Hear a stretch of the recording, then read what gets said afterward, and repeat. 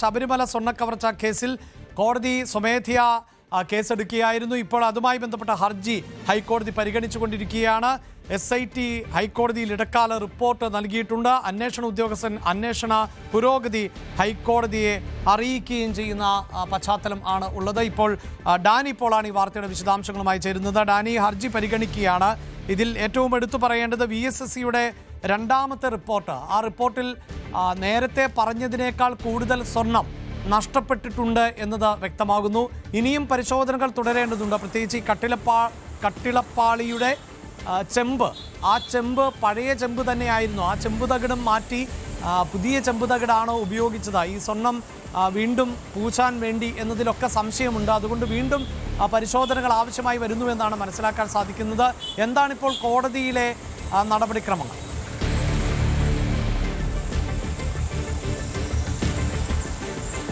അഭിലാഷ, ഹൈക്കോടതിയിൽ ഇപ്പോൾ പ്രത്യേക അന്വേഷണ സംഘം ഇടക്കാല റിപ്പോർട്ട് സമർപ്പിച്ചിട്ടുണ്ട്. അത് ഇടയ്ക്കുള്ള നടപടിക്രമങ്ങളുടെ ഭാഗമാണ്. കാരണം ഹൈക്കോടതി ഇത് കർശനമായി നിരീക്ഷിക്കുന്ന ഒരു കേസാണ്. ഹൈക്കോടതിയുടെ പല ഇടപെടലുകളും ഇക്കാര്യത്തിൽ വളരെ നിർണായകമാവുകയും ചെയ്തിട്ടുണ്ട് അന്വേഷണത്തിൽ. അതുകൊണ്ട് തന്നെ ഹൈക്കോടതിക്ക് മുന്നിലേക്ക് ഇപ്പോൾ ഈ റിപ്പോർട്ട് എത്തുന്നത് കഴിഞ്ഞ ദിവസങ്ങളിലായി നിർണായകമായ ചോദ്യം ചെയ്യലും മറ്റും ഉണ്ടായിരുന്നു. അതിൻ്റെ എല്ലാം വിശദാംശങ്ങളോടൊപ്പം നേരത്തെ അഭിലാഷ് സൂചിപ്പിച്ചതുപോലെ VSSCയുടെ റിപ്പോർട്ടുമായി ബന്ധപ്പെട്ടുകൊണ്ട് അവരുടെ കണ്ടെത്തലുകളിൽ പ്രാഥമികമായി തന്നെ വന്നത് സ്വർണം അവർ പറഞ്ഞ അളവിലും കൂടുതൽ നഷ്ടപ്പെട്ടിട്ടുണ്ട് എന്നതാണ് VSSCയുടെ പ്രാഥമികമായ ഒരു റിപ്പോർട്ട് എന്ന് പറയുന്നത്.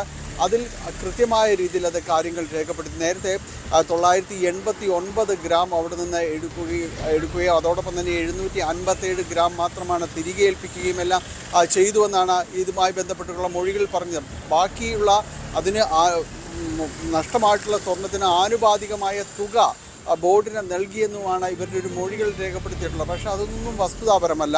വലിയ രീതിയിലുള്ള പിഴവുകളും എല്ലാം തന്നെ ഇതുമായി ബന്ധപ്പെട്ടുകൊണ്ട് നടന്നിട്ടുണ്ട് എന്നതാണ് അന്വേഷണത്തിൽ മനസ്സിലായിരിക്കുന്നത്. അപ്പോൾ ഈ സ്വർണം നഷ്ടപ്പെട്ടത് അളവിൽ കൂടുതലുണ്ട്, പറഞ്ഞതിൽ കൂടുതലുണ്ട് എന്നതെല്ലാം തന്നെ വ്യക്തമാക്കുന്ന വിശദാംശങ്ങൾ റിപ്പോർട്ടിലുണ്ടാകും. അതോടൊപ്പം തന്നെയാണ് VSSC വീണ്ടും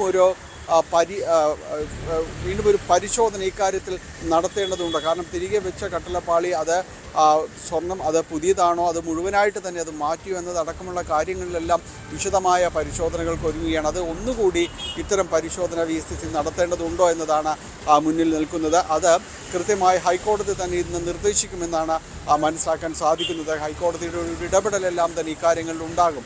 കഴിഞ്ഞ ദിവസങ്ങളിലെല്ലാം തന്നെ ചോദ്യം ചെയ്യലടക്കം അടൂർ പ്രകാശിനടക്കം ഇക്കാര്യങ്ങൾ ബന്ധപ്പെട്ടുകൊണ്ട് നടന്നിരുന്നു.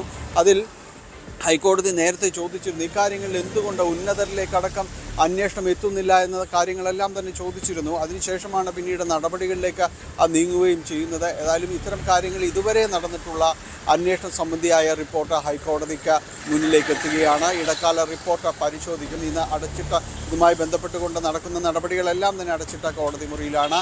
വൈകുന്നേരത്തോടുകൂടി ഈ കേസിൽ ഹൈക്കോടതിയുടെ നിരീക്ഷണങ്ങൾ എന്താണ്, ഇടക്കാല റിപ്പോർട്ട് പരിഗണിച്ചുകൊണ്ട് എന്താണ് പറഞ്ഞത് എന്നതിൻ്റെ വിശദാംശങ്ങൾ അറിയാൻ സാധിക്കുക.